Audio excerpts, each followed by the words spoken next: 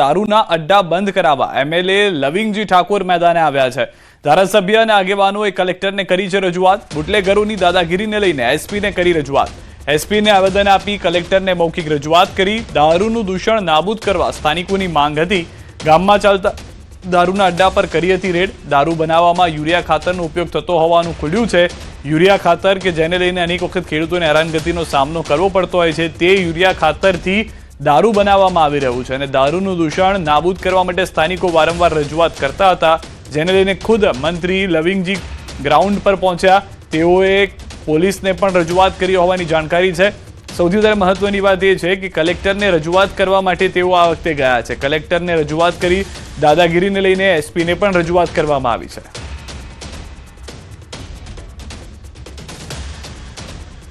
કે ભાઈ અમારા વિસ્તારમાં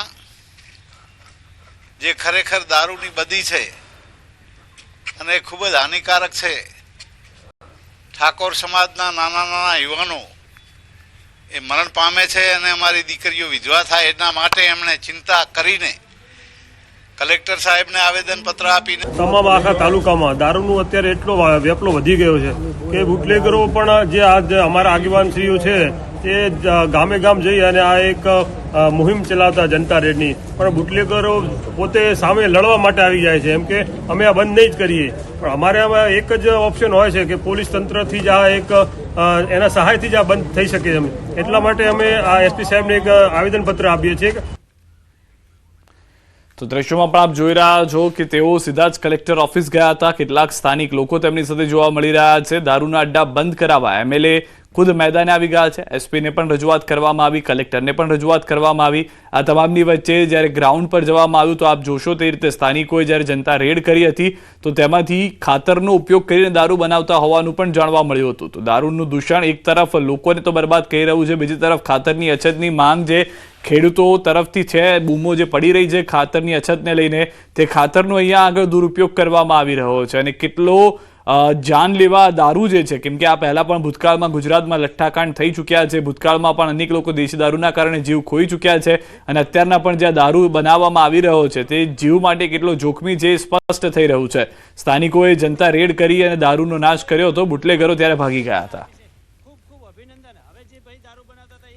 તો દ્વારકાના રાણપર ગામે ચાલતી દેશી દારૂની ભઠ્ઠી ઝડપાઈ છે। ભાણવડના બરડા ડુંગરમાં ચાલતી હતી દેશી દારૂની ભઠ્ઠી। એલસીબીએ દરોડા પાડી 1 લાખથી વધુનો મુદ્દામાલ જપ્ત કર્યો છે। પોલીસે દરોડા પાડતા આરોપી ફરાર થઈ ગયો છે। પોલીસે ફરાર આરોપી સામે ગુનો નોંધી વધુ તપાસ હાથ ધરી છે। એક તરફ પોલીસે 1 લાખથી વધુનો મુદ્દામાલ જપ્ત કરી લીધો છે। આ દ્રશ્યો દ્વારકાના છે। ઉત્તર ગુજરાતમાં પણ આવી જ કંઈક પરિસ્થિતિ જે છે તે જોવા મળી રહી છે। દેશી દારૂની ભઠ્ઠીઓ જે છે તે એક પછી એક ગુજરાતમાંથી ઝડપાઈ રહી છે। એક તરફ બોર્ડર પર પોલીસ તરફથી દારૂ અંદર ન ઘૂસે ગુજરાતમાં તે માટેના પ્રયાસ થઈ રહ્યા છે, બીજી તરફ પોલીસ તરફથી એ પણ પ્રયાસ થઈ રહ્યા છે કે જે દેશી દારૂની ભઠ્ઠીઓ ચાલી રહી છે તેને બંધ કરવામાં આવે। અને આ બે દ્રશ્યો સ્પષ્ટ કહી રહ્યા છે કે જેમાં દારૂના અડ્ડા બંધ કરાવવા ખુદ એક વખત એમએલએ મેદાન ઉતરવું પડે છે। ઉત્તર ગુજરાતના એ દ્રશ્યો પાટણથી દ્રશ્યો સામે આવી રહ્યા છે। બીજી તરફ સૌરાષ્ટ્રમાં દ્વારકાની અંદર દેશી દારૂની ભઠ્ઠી પર પોલીસે તવાઈ બોલાવી છે। તો બંને દ્રશ્યો સ્પષ્ટ કરી રહ્યા છે કે બુટલેગરોની જે દાદાગીરી છે તેને લઈને એસપીને પણ રજૂઆત કરવામાં આવી। પાટણની અંદરની એ પરિસ્થિતિ છે કે એસપીએ આવેદન આપી કલેક્ટરને મૌખિક રજૂઆત કરી છે। દારૂનું દૂષણ નાબૂદ કરવા માટે સ્થાનિકો એમએલએ પાસે પહોંચ્યા હતા અને એમએલએ સાથે પહોંચ્યા બાદ ખુદ લવિંગજી છે તેઓ મેદાને ગયા, કલેક્ટરને પણ વાત કરી હતી અને ત્યારબાદ બુટલેગરોને દાદાગીરી થતી હોવાની પણ જે રજૂઆત છે તે એસપીને કરવામાં આવી છે। વડોદરાના 5 ધારાસભ્યોના લેટર બોમ્બનો મામલો। વડોદરાના સાંસદ અને પ્રદેશ યુવા મોરચાના પ્રમુખ ડોક્ટર હેમાંગ જોશીએ આ મામલે નિવેદન આપ્યું હતું અને કહ્યું હતું કે અધિકારીઓ તમામ લોકોની વાત સાંભળે જ છે। ધારાસભ્યો સાથે વિસ્તૃત ચર્ચા કરીને આખો વિષય જાણવાનો પ્રયાસ કરીશ અને જો કોઈ ગેરસમજ હશે તો તે દૂર કરાશે। શું સમગ્ર મામલો છે, શું એમની લાગણી છે, એ સમગ્ર વાતનો અભ્યાસ કરી અને હું એમની સાથે વાત મારું એવું માનવું છે કે કોઈ પણ ગેરસમજ હોઈ શકે, એની અંદર અધિકારી સાચા કે ધારાસભ્યો સાચા કે એવું ન હોય, તમામ એક ટીમ જ છે। ચૂંટાયેલા પદાધિકારી અને અધિકારી તમામ લોકો એક ટીમ બનીને જ કામ કરવાનું હોય છે। ત્યારે આ શું સમગ્ર મામલો છે એકવાર હું અભ્યાસ વધારે કરી અને પછી જ હું આપને કોઈ વાત આપ કહી શકું।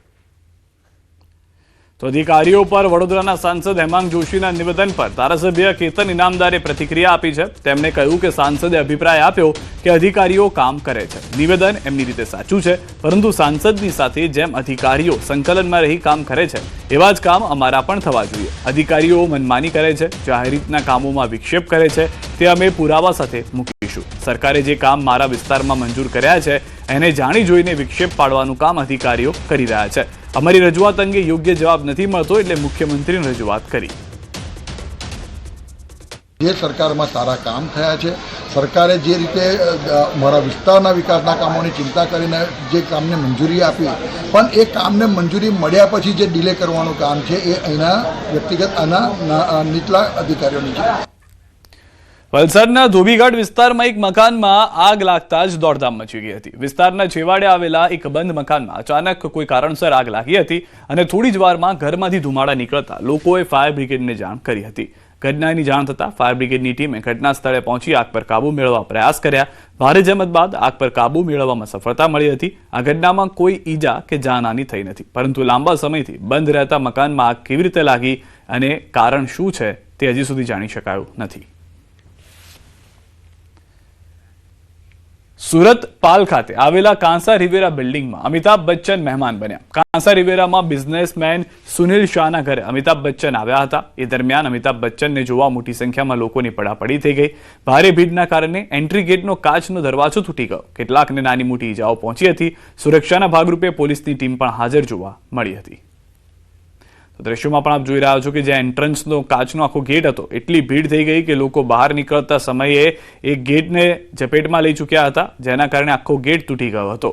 મોટી દુર્ઘટના થતા રહી ગઈ છે, પરંતુ સવાલ એ પણ ઉઠી રહ્યા છે કે આટલા લોકો એક સાથે ઉમટી ગયા તેનું મેનેજમેન્ટને લઈને કેમ કોઈ વ્યક્તિ જોવા ન મળ્યું. પોલીસની હાજરી હતી છતાં એટલી મોટી દુર્ઘટના ઘટી છે.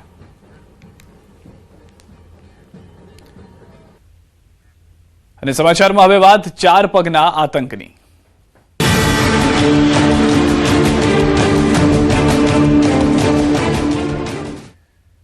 રાજ્યમાં દિવસે ને દિવસે શ્વાનનો આતંક વધી રહ્યો છે. ડાઘિયા કૂતરાઓ લોકોના જીવ લેવા માંડ્યા છે. આપની ટીવી સ્ક્રીન પરની 2 તસવીરો જુઓ.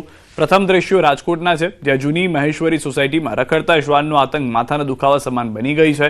સીસીટીવીમાં જોઈ શકાય છે કે શ્વાન કરડવા માટે બાળકોની પાછળ દોડી રહ્યા છે. શ્વાન શેરીમાંથી નીકળતા નાના બાળકો પાછળ કરડવા દોડે છે. એટલું જ નહીં, શ્વાન એવા ખતરનાક છે કે તેઓ લોકોના પાર્ક કરેલા વાહનોમાં પણ નુકસાન પહોંચાડે છે. સ્થાનિકોનું કહેવું છે કે તંત્રને અનેક રજૂઆત બાદ પણ કોઈ કાર્યવાહી કરવામાં આવતી નથી.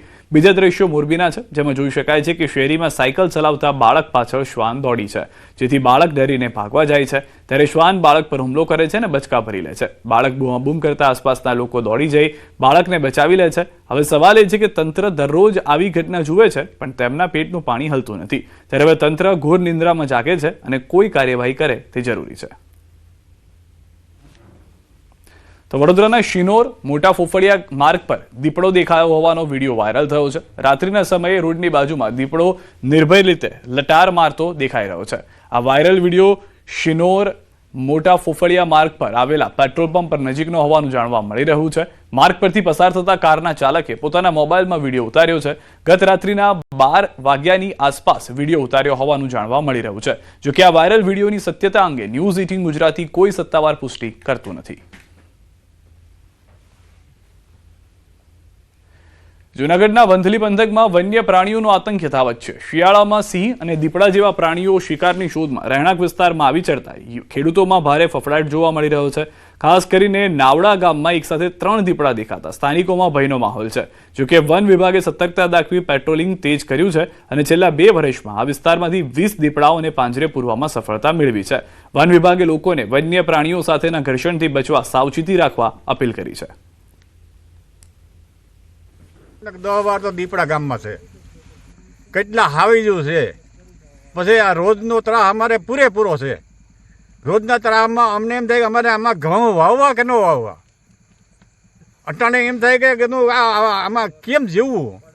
હવે આ સરકાર આમાં કંઈ ધ્યાનમાં લેતી નથી તો અમારે કરવું શું?